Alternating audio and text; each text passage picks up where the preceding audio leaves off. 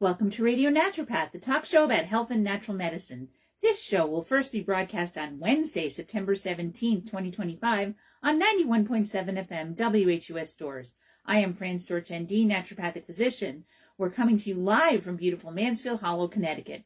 Comment below to let us know you're here and ask questions. You can also email me at radionaturopath@gmail.com. If you'd like to listen to the show at another time, you can check out our podcast at whus.org, iTunes, Spotify, Patreon, and Buzzsprout. You may also watch the recorded Facebook Live episode at Fran Storch ND for 30 days, and also on my YouTube channel at Radio Naturopath.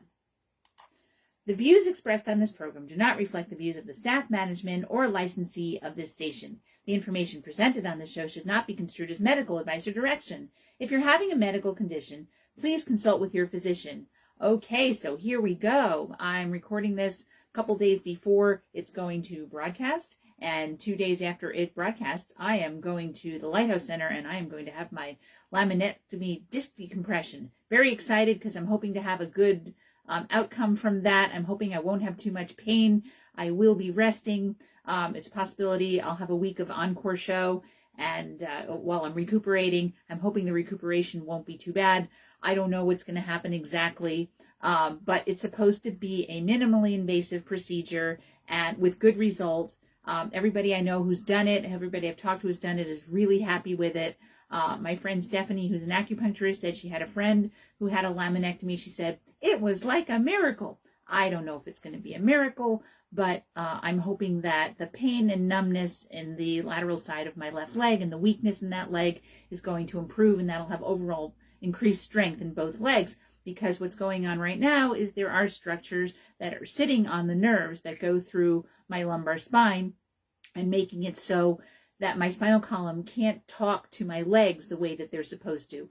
They're talking pretty well because I still can ride my bike. I just can't ride hard or fast or far. So I have reduced strength, and I also have increased pain if I sit in that position for too long. So I did a slightly over 20-mile ride yesterday with over 1,400 feet of, almost 1,500 feet of climbing, and that was hard, but I'm okay. I have found that if I use the special compression sleeves that center on my knees on both legs, my body does pretty well with them, and so I will continue to use those as long as I need them. And I do recommend those. If you can find compression sleeves they're stretchy, they have the right amount of compression, and they have bamboo as part of their matrix, I'm finding them that they're the best compression that I have used. I was using a neoprene compression sleeve on my knee last Wednesday when I rode my bike, and I found that, on the other side I was using one with copper in it, and my legs were not good afterwards. I had some more inflammation in my knee, and I had soreness in my right leg, and so I put those aside, and I went back to the bamboo compression sleeves, and I'm very impressed with those. So I'm going to keep using those, and if you can find some bamboo-infused compression sleeves, I think they can be really helpful. So my understanding is that they're going to just go in there, they're going to shave out some of the, there's calcifications in there that are pressing on my spinal column. If there's any disc fragments that are sitting around, they'll get rid of those, and it'll just help to open things up so that my spinal column has more room to move.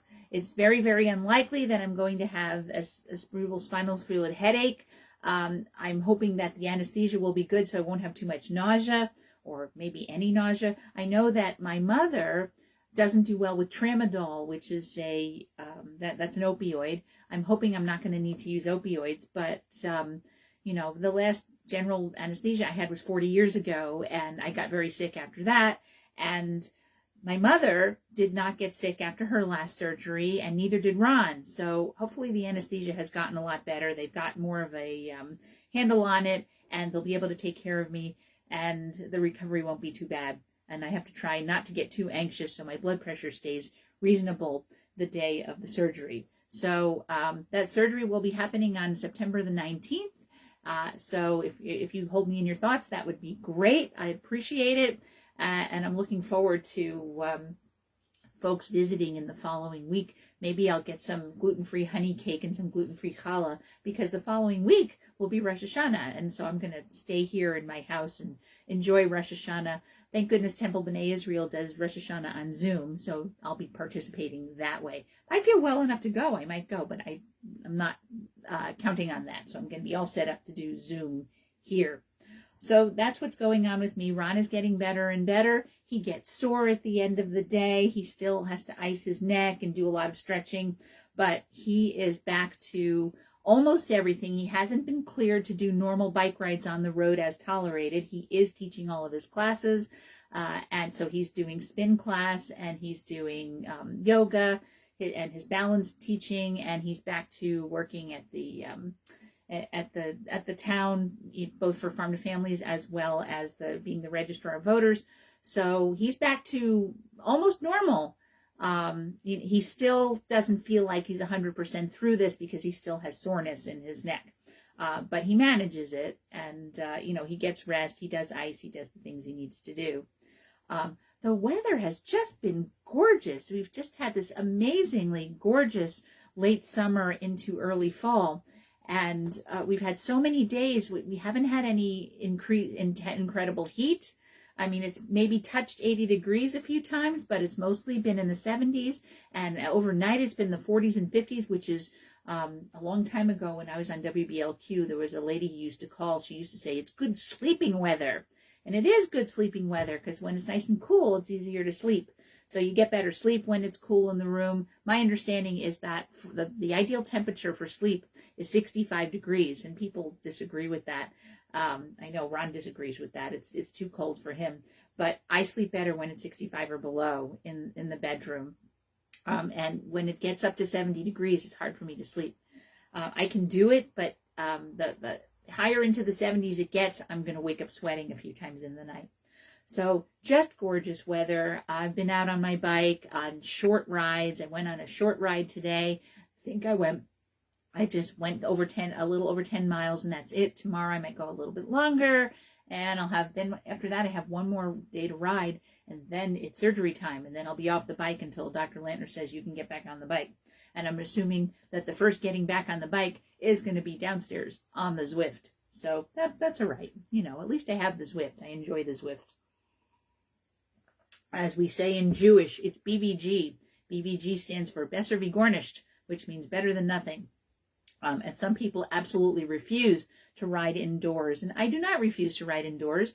I like to have it as an alternative to riding outside. So if it's a day where it's pouring rain or extremely cold or the conditions just aren't good, I can ride indoors. Or say it's not going to be a temperature I want to ride in until 2:00 in the afternoon, and I have stuff to do during the day, and it's high 30s, low 40s in the morning. I'm going to get on the Zwift because it's just so much easier. It's for a short ride to get all kitted up, it's not worth it for me. And it's easier to just throw on light clothes and go downstairs and get the workout done. And that's not for it's only for good 3 months out of the year that it's like that. And I always watch the weather. If the weather is good enough for me to go out and the road conditions are okay, I'm going to go ahead and get on the road. If it's horribly icy out, of course, I'm not going to ride on the road. But if the road conditions are okay and the temperature is decent, it doesn't matter if it's February, I'm going to go out. So I watch the weather every single day opportunity to ride. So anyway, so that's what's going on. All right, so we're going to talk a little bit about nutritional stuff today. I wanted to talk about whole milk versus low-fat milk and why they may or may not be good for you. So this is interesting. So first of all, dairy is fraught, and you may have heard me say this before. I just want to have the caveat of the only dairy that you're really supposed to consume is mother's milk before the age of weaning. So that means we should be consuming human milk until we are weaned, and then we never have to consume dairy again. If you never ate dairy again in your life, you would be fine. So you drink mother's milk when you are nursing, when you're a baby nursing, until you get weaned, whatever age that happens to be, 6 months, a year, 2 years. Some people go beyond 2 years which is fine, then up to mom and baby. And then after that, if you never have dairy again, it's fine. We have only been consuming dairy from other species for the last 5,000 or 6,000 years, and we've been in this form as humans for about 200,000 years. So for 195,000 years, we didn't consume the dairy of other species, cows, goats, sheep. We had, and we were fine. We existed just fine. So if you never ate dairy again, you would be fine. So that's the cap. So the reason we consume dairy is because 5,000 or 6,000 years ago, we started animal husbandry, and somebody convinced a cow to stand still, and a goat and a sheep, so we could milk it. And we decided that we could consume the dairy of these other species, and then we went ahead and did fun things with the dairy, like we fermented it and curdled it and turned it into cheese and turned it into yogurt and ultimately turned it into ice cream. And so we did all those things, and that all started about 5,000 or 6,000 years ago. Now, if you consume dairy and you feel happy and healthy and there's nothing wrong with you, then by all means consume dairy. So I'll talk about some of the pros and cons of dairy after we talk about the difference between skim and whole milk. So there's some studies recently that suggest that skim milk might not always be the best health promoting choice. People think it is because it has much less fat, because fat is so bad for you. I don't believe that fat is bad for you. Though many official guidelines have long recommended avoiding whole milk, it can actually be a great addition to a nutrient-focused diet. So remember, I'm not 100% in favor of everybody drinking milk all the time. I've just seen, I know in my body, if I stay away from dairy, my body does better. Now, if you talk to Susan Weed believes that dairy is essential, that dairy is something you should be consuming. And then there are other nutritionists who say that dairy is something that everybody should be consuming. But of course, I see people with food intolerances all the time. And I don't know how milk can be that good for you if everybody makes mucus when they consume dairy. When they consume dairy protein, it makes you get snotty regardless of whether you're allergic to it or not. Anyway, so according to what I'm reading here, it's naturally very nutritious, one of the most nutritious beverages on the planet, which explains why it's often a staple in school lunches and a popular drink for people of all ages. For many decades, nutrition guidelines have recommended low-fat dairy products for everyone over 2 years old. However, in recent years, scientists have called this recommendation into question. There's different types of dairy: whole, low-fat, and skim. So there's several types of milk available in the dairy aisle of the grocery stores, which differ in their fat content. Whole milk is sometimes referred to as regular milk because the amount of fat has not been altered. Skim and 1% milk are produced by removing fat from whole milk. The fat content is measured as a percentage of the total liquid by weight. So whole milk has about 3.25% milk fat. Low fat has about 1%. You can also get 2% milk. And skim has less than 0.5% milk fat, which means that skim milk can have a little bit of fat in it. It's not 100% fat-free. If you want it to be fat-free, it has to say in the container fat-free. So skim can be less than 0.5%, which means that it can have 0.4% fat in it.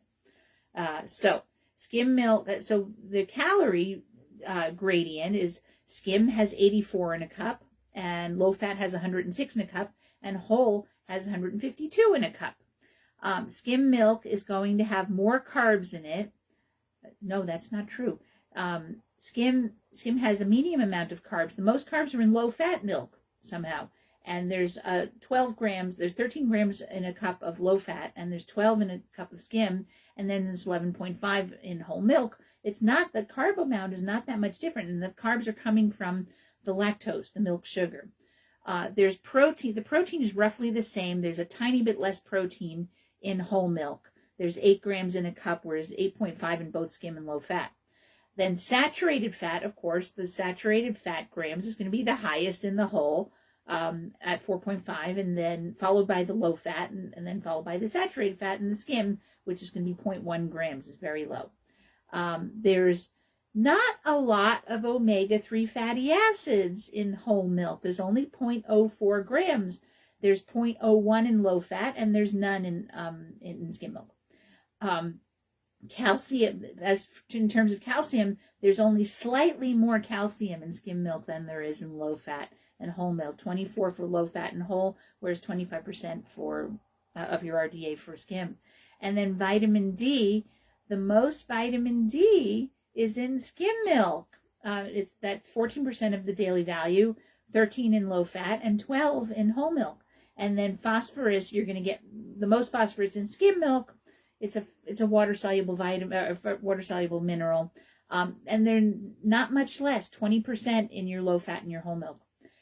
Since fat has more calories per serving than any other nutrients, milk with a higher fat content is higher in calories by a fair bit. So each type of milk has a similar amount of micronutrients.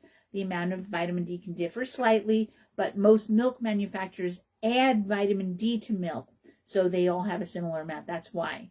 So another nutritional difference between milk varieties is the amount of omega-3 fatty acids, which is a very beneficial type of fatty acid, and including heart and brain health, and also lowering inflammation. The more fat a cup of milk has in it, the higher the omega-3 content.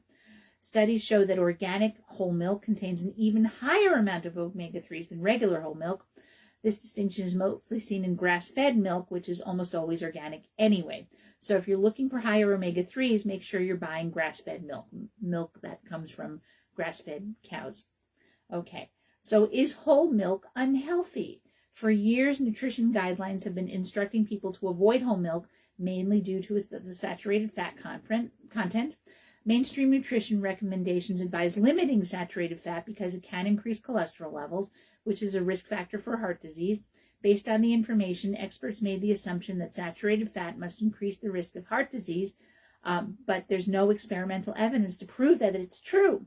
In the 1970s, public policy was adopted based on the assumed connection between saturated fat and heart disease. As a result, official guidelines instructed people to reduce saturated fat intake.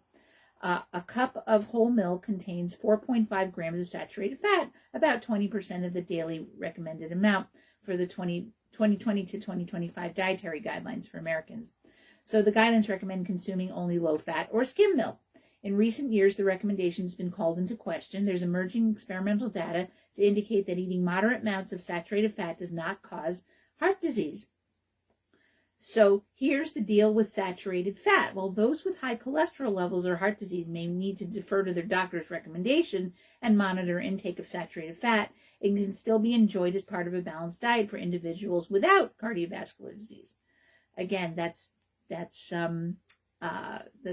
been called into question as well. Originally, research believed that saturated fat increased cholesterol levels, which in turn increased the risk of cardiovascular disease. But the relationship between saturated fat and cholesterol is more complicated. Although saturated fat does increase levels of LDL, it also increases levels of HDL, which can actually help protect against heart disease. Additionally, there are different types of LDL, and it's the very small, you've heard me say this ad nauseum, the very small dense particles of LDL that have the most damaging effect on the heart and arteries. Though saturated fat can increase cholesterol levels, it actually changes LDL from the small dense particles to the large, less harmful particles. Furthermore, other research suggests that certain foods high in saturated fat may impact heart health differently. There was a review that showed that cheese and yogurt were actually linked to a lower risk of heart disease, while red meat and butter were tied to a higher risk. For this reason, it's important to consider the overall nutritional composition of an ingredient than focusing solely on the individual nutrients it contains. Even though a lot of new research is questioning the direct connection between saturated fat and heart health, it still can increase cholesterol levels in some individuals. Therefore, those with heart disease or high cholesterol levels may want to consider swapping out foods high in saturated fat for other ingredients instead. And that's when I turn around and tell people to eat their MUFAs, their monounsaturated fatty acids, your nuts and seeds, your avocado oil, olives in their oil, nuts and seeds in their butters, and raw organic non-alkalized cocoa, whether in powder or in nibs. So when you replace saturated fat foods with whole grains or polyunsaturated fats, which is a type of fat found in olive oil, nuts, and seeds, could be beneficial for long-term heart health. So in terms of whole milk and weight management, many people avoid drinking whole milk because they think the extra fat and calories will cause them to gain weight. But many studies have shown that consuming high-fat dairy products may actually help support weight management instead. There was a 2016 study of over 18,000 women which showed that increased intake of full-fat dairy products was linked to a lower risk of weight gain over an 11-year period. On the other hand, there was no significant association between low-fat dairy intake and weight gain. Another study from 2017 found that dairy fat intake was not linked to a higher risk of weight gain, heart disease, or type 2 diabetes. And there was a 2020 review of 29 studies that concluded that full-fat dairy consumption was not associated with weight gain or fat gain in children. The relationship between milk and weight management has been a research topic for several years. Findings have been inconsistent. However, most of the studies either include all types of dairy products or focus on low-fat dairy. In studies that look at only high-fat dairy products, like whole milk, there's a pretty consistent connection between full-fat dairy and lower body weight, suggesting that whole milk can be a great addition to a well-rounded, nutrient-dense diet and may help you maintain a moderate rate. So can whole milk lower your risk for chronic disease? So there are certain chronic conditions that have been shown to be lowered by whole milk. One of them is metabolic syndrome, which shows that drinking whole milk may be associated with a lower risk of metabolic syndrome, a group of risk factors that increase the risk of heart attack, stroke, and type 2 diabetes. Then type 2 diabetes. In one large study, people with the highest amount of dairy-derived fatty acids in their bloodstream had a 44% lower rate of diabetes, but there's more research needed because there are studies that find that full-fat and non-fermented dairy products have a higher risk. Infertility. Although much research is needed, some studies suggest that drinking milk may be associated with improved reproductive health and fertility in women. It's important to note that many other factors such as physical activities, daily diet, personal health history all play a role in the development of chronic disease. Therefore, drinking whole milk is only one small part of a larger equation. So the advantage of choosing skim milk, it might be the best choice for you if you're following a very low-calorie diet, because it definitely has less calories. Skim milk is also considered a nutrient-dense ingredient. It provides a large dose of vitamins and minerals with few calories. Skim milk is one of the richest food sources of calcium, providing around 325 milligrams per cup, and that's higher than the calcium content of whole milk, which is 306. That's not that different. It can be a great way to increase intake of vitamins and minerals like vitamin D, phosphorus, and potassium. So one of the main reasons whole milk was called out was because of the saturated fat content, which was previously directly connected to issues like heart disease. However, new research questions it directly, while individuals who are already living with high cholesterol and heart disease should defer to their doctor's advice and maybe limit their intake of saturated fat. People without such conditions may be able to consume it in moderate amounts without impacting overall health. Always talk to your doctor about what the best option for you is. So as a naturopathic physician, I have concerns about telling people to consume lots of dairy. If a person consumes dairy and they are happy and healthy and their blood values of all kinds of things are normal, then I say have at it. It's better if it's organic. It's even better if it's grass-fed. There is definitely health promoting benefits to eating cheese, especially if it's cheese from grass-fed animals, because you're going to get more nutrients like vitamin K2, which is good for your bone health. It's good for preventing cardiovascular disease. And you're also going to get more conjugated linoleic acid. So when you eat dairy from grass-fed animals, there's more conjugated linoleic acid in it. And conjugated linoleic acid helps to regulate cholesterol, and it helps to regulate weight. In fact, you can buy conjugated linoleic acid supplements, and they don't seem to work as well as if the conjugated linoleic acid is in the animal derived food. So you get your CLA from whole grass-fed cheese and grass-fed milk, and also grass-fed beef. You're going to get more CLA if the animal has been eating a diet that is, if they're solely grass-fed and finished. So that's one issue. So if a person does well with dairy, I'm not going to tell them to stop eating dairy. If their cholesterol is through the roof, and especially if they have small dense LDL, I'm going to tell them, one of the things I might have them try is to cut back on dairy fat.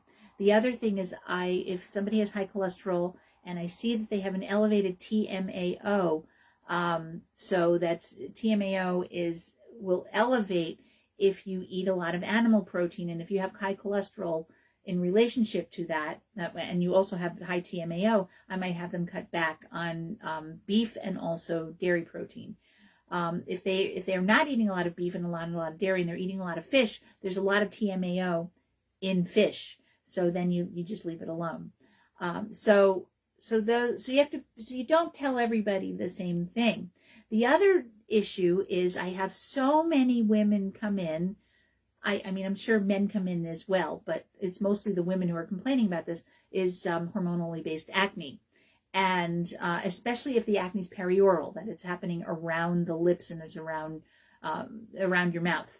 If you have perioral dermatitis or perioral acne, or you're having cystic acne that you can't seem to get rid of, and you're eating a lot of dairy, I will often tell people to come off dairy.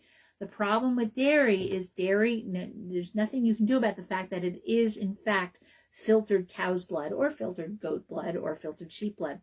So even if the animals have not been given any hormones, there's going to be some hormones in it. The higher the fat, probably the more hormones are going to be in it, because your cow hormones are fat soluble. So if there's more fat in it, there's more places for the hormones to be emulsified.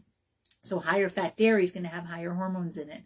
On the other hand, you're going to have somewhat more casein and whey in skim milk, only because you're taking the fat out, so there's more liquid, and the proteins are water soluble.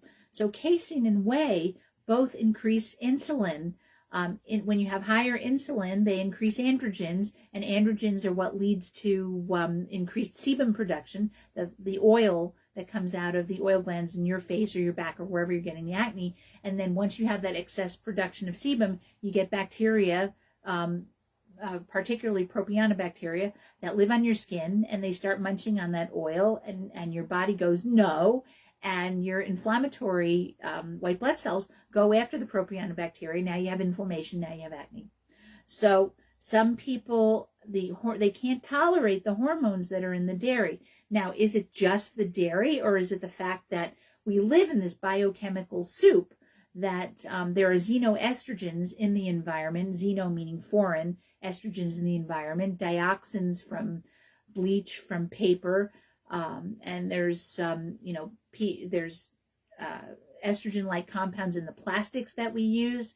So there's a lot of ways we wind up getting xenoestrogens into our body. And then if you top that off by consuming dairy, which has cow animal estrogens in it, now your estrogen levels are too high, and you also have the situation where you have the casein and the whey increasing insulin, which is going to produce more androgens, and the androgens are going to overproduce the sebum. So estrogen doesn't necessarily increase the sebum, but what it will do is increase, if it's unopposed by progesterone, or if you're relatively estrogen dominant, relatively meaning your estrogen may not be at abnormal levels, but your estrogen is high relative to the amount of progesterone that you have. So that and people who are stressed, that's generally the case. They tend to be estrogen dominant because progesterone can be easily turned into cortisol, and people tend to be progesterone deficient. That's one of the things that causes people fertility problems, increased inflammation, irritability, moods, endometriosis, adenomyosis, just painful periods.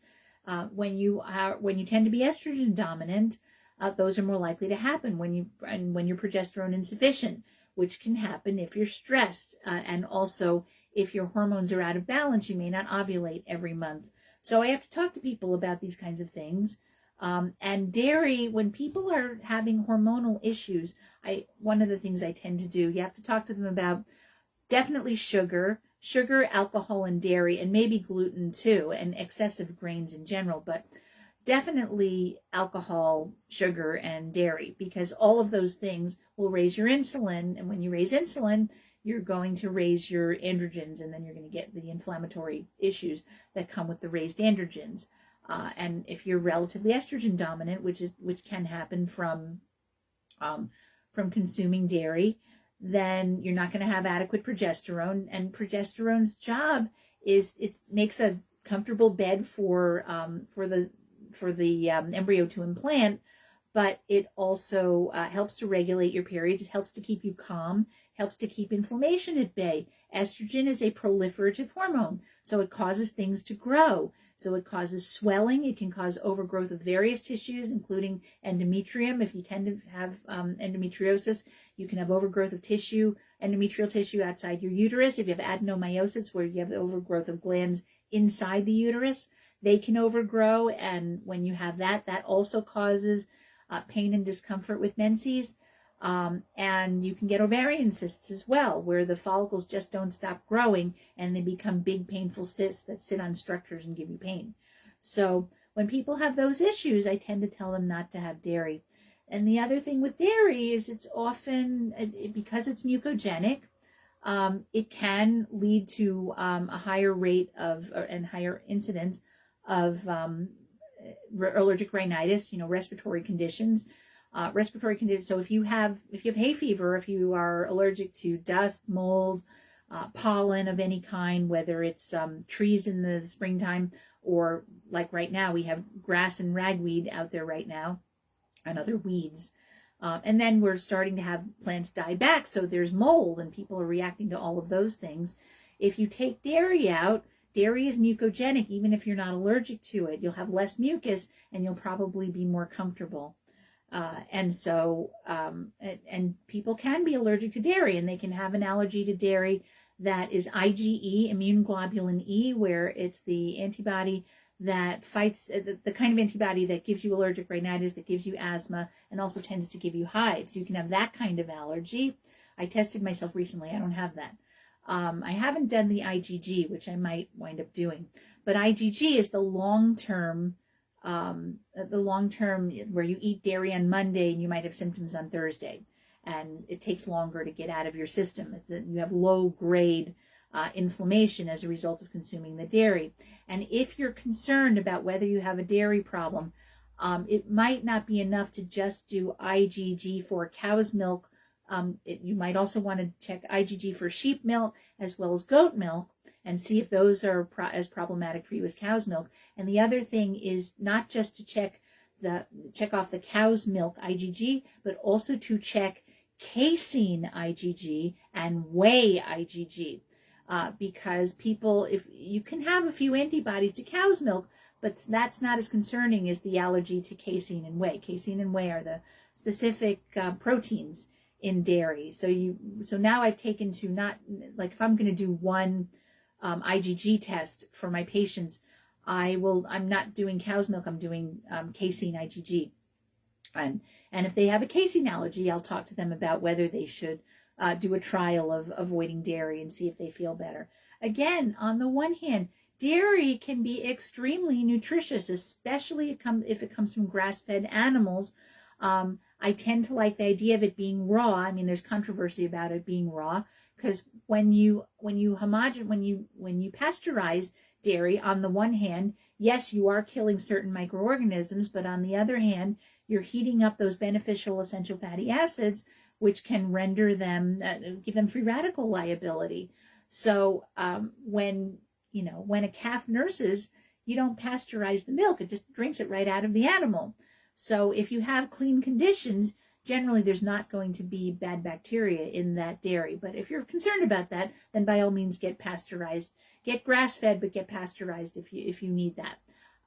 And you can get 100% grass-fed cheese from grass-fed animals. It's funny to say grass-fed cheese, because you're not feeding the cheese grass. You're feeding the cow grass.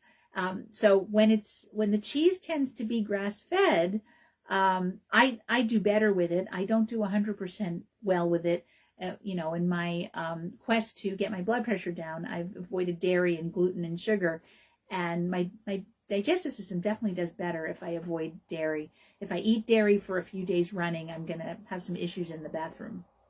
So, it just, things don't work as well. They don't come out as well. And anyway, I won't get into it too much, but I definitely have better digestion when dairy is not in the equation, and I'm perfectly healthy without the dairy, because I eat all kinds of other foods, all kinds of fruits and vegetables and other protein. Anyway, so should you consume dairy? the bottom line is, if you eat dairy and you feel good and your blood levels of stuff are good, you're at a good weight, and you feel happy and healthy when you eat dairy, then eat dairy. It's better to eat it organic. It's better to eat it grass-fed. It's going to be more nutritious if it's grass-fed. If you, and then if you're worried about cholesterol, that we have to work with a practitioner who can look at your cholesterol levels, and it's a really good idea to get that test where they're talking about how saturated fat raises the size of your LDL particles. That is actually helpful. You want to have large buoyant LDL, and saturated fat will help to raise the size of those particles. But so will MUFAs, monounsaturated fatty acids, which are, MUFAs come from plants. And that's your olives and olive oil, and your raw organic unsweetened cocoa powder and nibs, and your nuts and seeds and their butters, as long as they're not rancid, and olives and olive oil, those and avocados and avocado oil can all help to raise the size of your LDL. And then when your LDL is bigger, it can't get stuck in between the cells of your arteries, and you're going to tend to have less likelihood of atherosclerosis. Also, if you have higher HDL, and HDL can rise from saturated fat, from monounsaturated fat, and also from cardio exercise. You'll have more HDL if you have if you get regular cardio exercise. The thing is that some people just have a hard time making HDL. And I'm fortunate that I am not one of those people, but there's a genetic component to it. I've seen people who exercise a lot and they just they're not good at making HDL. So you have to watch them for cardiovascular disease over the course of their life. That's the ones you want to send for a calcium scoring test to see if there is a calcium burden in their arteries. So it's all very interesting. Eat dairy if you have to talk with a holistic practitioner about it. I wouldn't just say go ahead and eat dairy if you're happy and healthy. You want to get all your blood values checked, and if you're concerned about your weight, talk that over with your practitioner. But I think that the lipoprotein fractionation test is very useful, because I like to do lipoprotein fractionation, and I also like to do oxidized LDL, and also lipoprotein little a and apolipoprotein B. And these are all various factors that your average doctor doesn't check, that I like to check. And, if somebody has if somebody at first lipid screening that I do, they come in and they're at a good weight, and I check their cholesterol, and they have low triglycerides, high HDL, and low LDL, and a reasonable total cholesterol, I'm probably not going to go do further testing. But if somebody has any kind of elevated LDL, and by elevated, I mean, when we're getting into the 120s, 130s and above, I'm going to start checking the other factors. And so then we see what those factors are, and then we make lifestyle modifications. Remember, the big thing that can help with everything is stress reduction. So deep breathing, relaxing more, doing less work, or taking breaks from work, doing restorative activities like your deep breathing, your meditation, your yin and restorative yoga, or just any kind of yoga. Probably not Bikram or power yoga. Those are not really restorative, but gentle yoga, yin yoga, restorative yoga, yoga nidra, those are all restorative activities. And when you do a lot of deep breathing and relaxing, you lower cortisol. Remember that when your cortisol is high, cortisol's job is to run around your body, look for stuff to break down, turn it into sugar so that you can run away from the bear. So the more cortisol you have, the more blood sugar you're going to have. The more blood sugar you're going to have, blood sugar is going to get turned into either triglycerides or ultimately into cholesterol, or get stored as fat. So the more stressed you are, the less stressed you are, the better your cholesterol is going to be, the better your blood sugar is going to be, and the less you will weigh. So stress reduction, I tell people, it's the most important part of fat loss. If you want to lose weight, stress reduction is number one. I have a weight loss handout that I hand out to my patients, and the first two items on it are about stress reduction. Because stress reduction, everything follows. You lower your cortisol. When you are less stressed, you make better food choices. You make better choices about rest and exercise. So everything follows from that stress reduction, and included in the stress reduction is getting adequate sleep. And that's on the handout as well. And sometimes it's better to get more rest and sleep than it is to go out and do a bout of exercise. That there always has to be balance. You shouldn't stress out to work out. You definitely want to work out, but you shouldn't stress out to work out. And if you're exhausted, you may not want to work out that day. It's maybe better to do some gentle yoga or deep breathing, or just read a book, something like that, and drink a cup of calming tea. So, all right. So that was a big lesson on milk. So let's talk about plant-based dairy substitutes, because here I am telling you to, maybe you don't want to do so much dairy, but let's compare some dairy substitutes. So milk and milk alternatives have varying amounts of calories and nutrients like protein and fat. Cow's milk and soy milk typically contain the most protein. So that's the thing. Dairy substitutes aren't necessarily that great for you. Like drinking coconut milk is not as good for you as eating coconut. Drinking almond milk is not as good for you as eating almonds. Drinking cashew milk is not as good for you as eating cashews. So the thing is, these food substances, these dairy substitutes, are low in calories, and they do have some nutrients in them, but they really are not as nutritious as animal dairy. So, but the thing is, if your digestive system and your cholesterol and your whatever is going to make it so that you can't do dairy, you have asthma from dairy, you can't breathe, or you have allergic rhinitis from doing dairy, and you want to enjoy things that taste creamy, that's my situation. If I'm going to go get a latte, I'm going to get a dairy substitute, because I'm not going to feel good if I have real milk. So I went to Starbucks yesterday. I had an almond milk latte. I had an almond milk matcha latte. And so I flip around between the different dairy substitutes. I like almond, I like cashew, I like coconut, I like hemp.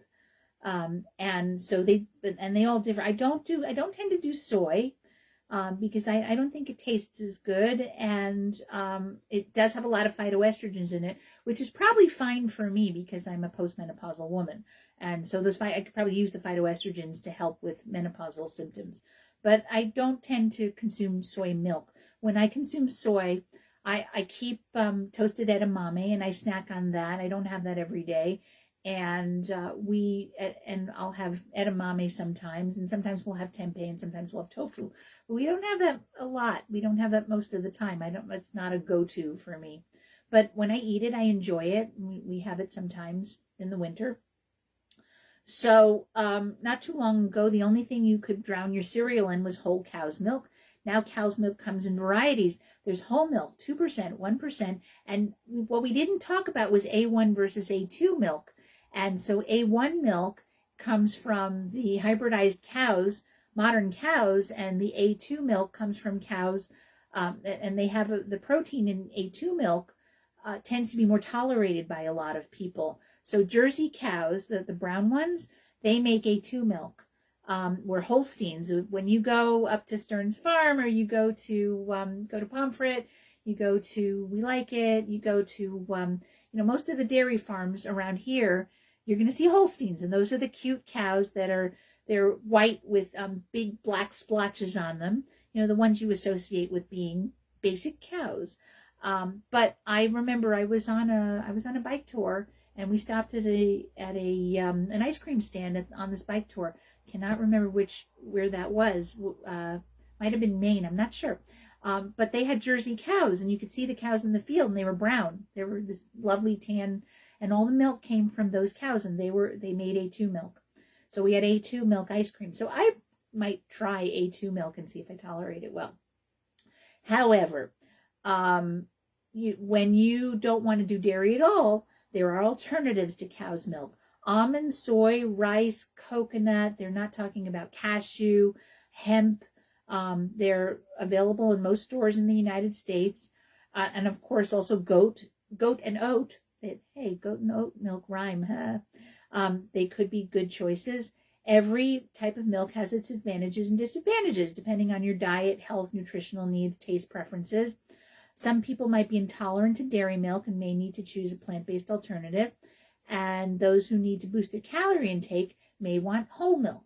However, whole dairy milk and full-fat coconut milk are both rich in fat and calories, which can be taken into account if you need a lower-calorie beverage. Whole cow's milk contains more calories and saturated fat than any other milk aside from goat's milk. So there's differences in different dairy alternatives. So the highest calorie milk is going to be your whole milk, followed by rice milk. And rice milk is also the highest in carbs by far of all of the milks. That's why I don't tend to recommend rice milk. Why do you want to get your carbohydrates from your dairy substitute? So there's so much less carbohydrate in it. There's barely any, unless the dairy's alternative is sweetened. There's the carb level is in the single digits. I mean, if you're going to get your carbs from that beverage, it might as well be from, like, if you're getting a latte from your favorite cafe, let the sugar be in something you add if you want to, and not in the dairy substitute. So I don't tend to recommend rice milk just because it has so many carbohydrates and sugars in it. It has a little bit of fat.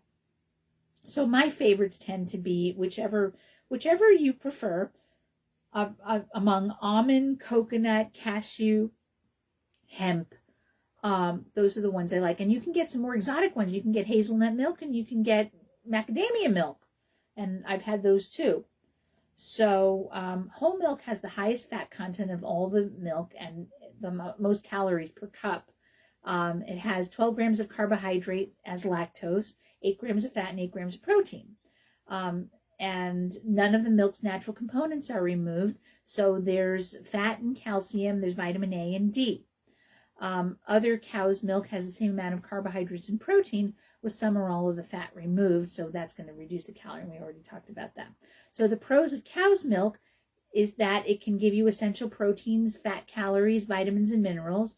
And you can get lactose-free versions, and grass-fed and low-heat pasteurized options are available in grocery stores and convenience stores. The cons would be that whole milk is high in calories and fat, if that's a concern for you. If you're lactose intolerant, it won't work for you. And some people have ethical concerns about dairy farming practices, and you can get ethically raised milk that's from ethically raised animals. That is possible to do. And the other alternative that's not mentioned here is that people can be allergic to it. They can have digestive upset. But they do talk about lactose intolerance, but they don't talk about the intolerance to the dairy proteins. So almond milk is made from ground almonds and filtered water. It contains some starches and thickeners to improve the consistency and shelf lives. If you have an allergy to almonds or nuts, you can't have it. Then that's true of any of these dairy alternatives. If you're allergic to something that's in it, don't have it. It's lower than calories than other milk if it's unsweetened and has no saturated fat and is lactose free. So it has 30 to 60 calories depending on whether it's sweetened, a gram of carbs, 3 grams of fat, and 1 gram of protein. So it's low calorie. Often it's fortified with A and D. It's vegan and naturally lactose free. Remember, most of these dairy substitutes are not good sources of protein. It might have carrageenan. You can get dairy substitutes that are free of carrageenan. Carrageenan is an algae. It's an algae derivative which acts as a thickener. It gives it better mouthfeel, and you can get carrageenan free dairy substitutes. And then there's issues about the amount of water used to cultivate almonds. The thing is, they grow almonds in California, which they shouldn't be doing. I mean, if you grow it in the desert and then you have to irrigate, that's silly. My PCP, Dr. LaGuardia, he said that he's growing almonds. No, he's growing hazelnuts on his property. He says they grow easily. Almonds and hazelnuts. So they grow hazelnuts in Oregon, and that makes sense because they're growing them in the Cascades where there's tons of water. It rains all the time there, and they're very happy. A long time ago, when I was in Nova Scotia, there was a couple that came to see me who was going to start almond farming in Nova Scotia, which again makes lots of sense because lots of rain. Why wouldn't you grow these water-needing nuts in a place where it rains a lot? That makes the most sense. So I think you could probably grow nuts in New England. And I don't know if some people are doing that, but there's this big almond industry in California, which requires a lot of water, a lot of irrigation. Then there's soy milk. It's made from soybeans and filtered water. A cup has 80 to 100 calories, 4 grams of carbs, which is great, 4 grams of fat, and it's probably monounsaturated fat, 7 grams of, it's a lot of protein, because soy has a lot of protein. No cholesterol, no saturated fat. It's going to have some sterols in it, which helps to lower your cholesterol, and it's a good source of protein, calcium when it's fortified, and also potassium. And it can be fortified with B12 and D as well as calcium. Has as much protein as cow's milk and much lower in calories, little saturated fat. The con, of course, is that you can be allergic to it for adults and children. Most of the soy in the United States is GMO. It's genetically modified. So if you're going to get soy milk or soy products in general, it's a really good idea to make sure they're not GMO, good genetically modified. Rice milk. It's made from milled rice and water. It contains additives for consistency and shelf stability. It's the least likely of milk products to cause allergies because no nuts. So if you're allergic to milk, soy, or nuts, you're probably going to do okay with it. You can get quinoa and flax milk. They're hard to find, but they are available, and you might be less likely to be allergic to those as well. Rice milk has a lot of calories, 120 calories, 22 grams of carbohydrates, 2 grams of fat, and very little protein. That's why I tend not to recommend it. It can be fortified with calcium and D. It's not a natural source of either. Then there's the inorganic arsenic issue that can be found in rice. And you shouldn't rely solely on rice and rice products for infants, children, and pregnant women. And the American Academy of Pediatrics agrees with that too. So it's the least allergenic, can be fortified for A and D. It's naturally sweeter than other milk alternatives, but it's remarkably high in carbohydrates. And so I don't want carbohydrates in my dairy substitute. I'd rather have control over the carbohydrates in other things. So eating too much of a rice product can pose health risks for infants and children because of the inorganic arsenic. Then there's coconut milk. It's made from filtered water and coconut cream, great from grated mature coconut flesh. Coconut is actually not a nut, so people with nut allergies should be able to have it safely unless you have an actual coconut allergy. As with other plant-based milk alternatives, coconut milk often has added thickeners and other ingredients. It contains more fat than the other milk alternatives, but it's good quality fat. It's usually medium chain triglycerides. So there's about 50 calories in a glass of coconut milk, which is great. 2 grams of carbs, 5 grams of fat, and no protein. It doesn't naturally contain vitamin A, calcium, or D, so it has to be added. It's safe for most people with nut allergies and can be fortified. It isn't a good source of protein, and you have to watch out for the carrageenan. All right. And so those are some of the dairy alternatives. Let me see if there's anything else for you. Yeah. So let's see. Let's do this one. All right. So I think I did that one already. And here, that's this one. Okay. And so yeah. So I think we've talked out as far as dairy alternatives go. All right, so we're going to talk more the next time I'm live about fish oil, and we can start a little bit on fish oil. So I'll get going on that now. Why is fish oil so good for you? Fish oil. So by the way, I have to stop taking my fish oil until I have my surgery, and Dr. LaGuardia says 2 days after my surgery, I can go back to taking the fish oil. I'm starting to feel a little bit creaky, I think, because I had to cut way back on the magnesium. I'm not taking fish oil or eating all my oils because they can help to thin your blood, and they don't want my blood to be too thin because they want me to clot after they, do the surgery on me. But there are a lot of benefits for fish oil because they're a great source of omega-3 fatty acids, which is good for your heart and brain. Getting your omega-3 from fish is healthier. If you don't eat fish, fish oil is a good alternative. And I do both because I don't eat my smash fish all the time, but I'm trying to eat more smash fish. I think I talked about what smash fish are last week. I learned I learned the acronym SMASH, I think 2 weeks ago, which is hilarious. So, what are smash fish? It bears repeating. It's not fish that you smash, although you can smash them if you want to, I suppose.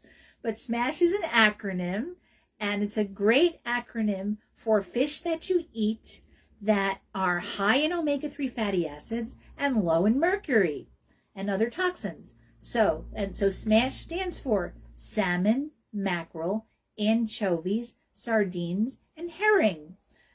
And so and a lot of these come prepared. You can get a lot of these things in tins or cans. So you can get canned salmon, you can get canned mackerel. Not a big mackerel fan, but that's okay.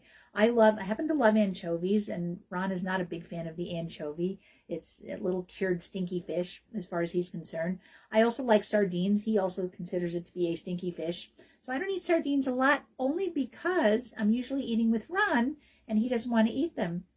And I'm afraid to take sardines to the office because I eat my lunch in my office where patients come, and they are so stinky. I'm afraid they're going to stink up my my room.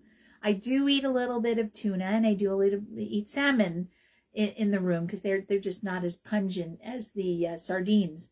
But the cool thing about sardines is the thing about these fish is they're small. The thing with salmon can be very large, but they don't spend a lot of time in the ocean, so they're less likely to pick up mercury. They spend a lot of time in fresh water. But they do have a lot of omega-3 fatty acids. Mackerel are small, anchovies are very small, sardines are very small, and herring are small. Herring, you usually get your herring pickled in some kind of brine. So that's what I have. I have pickled herring in the house right now. Or I get herring in wine sauce, which is pickled and it's in wine sauce. So I'll have a little bit of herring with my lunch, and that's how I'll consume it.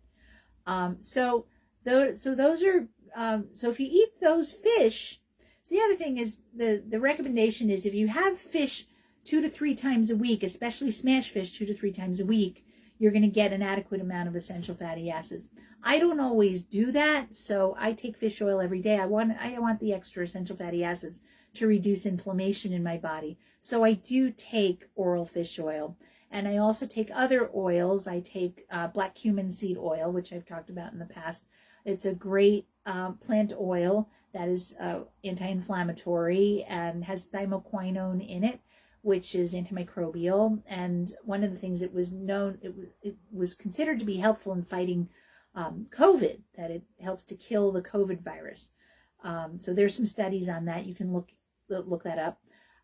And I also take evening primrose oil. So I'm not taking any of these things right now because I'm having surgery on Friday. So anyway. All right. So I will talk to you about essential fatty acids when I come back in a couple of weeks.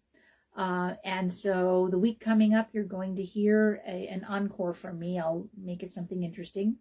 And then I'm going to leave you to it and wish me luck on my surgery. You have been listening to Radio Naturopath, a talk show about health and natural medicine. I am Fran Storch, ND, naturopathic physician. You can email me with questions and comments at radionaturopath@gmail.com. If you'd like to listen to the show at another time, you can check out our podcast at whus.org, iTunes, Spotify, Patreon, Buzzsprout, and YouTube. You may also watch the recorded Facebook Live episode at Fran Storch, ND. The views expressed on this program do not reflect the views of the staff, management, or licensee of this station. The information presented on the show should not be construed as medical advice or direction. If you're having a medical condition, please consult with your physician. Thank you for listening to Radio Naturopath, your show where you can learn about the best of science and nature. We'll be back with more Radio Naturopath next week at 91.7 FM, WHUS Stores, and WHUS.org.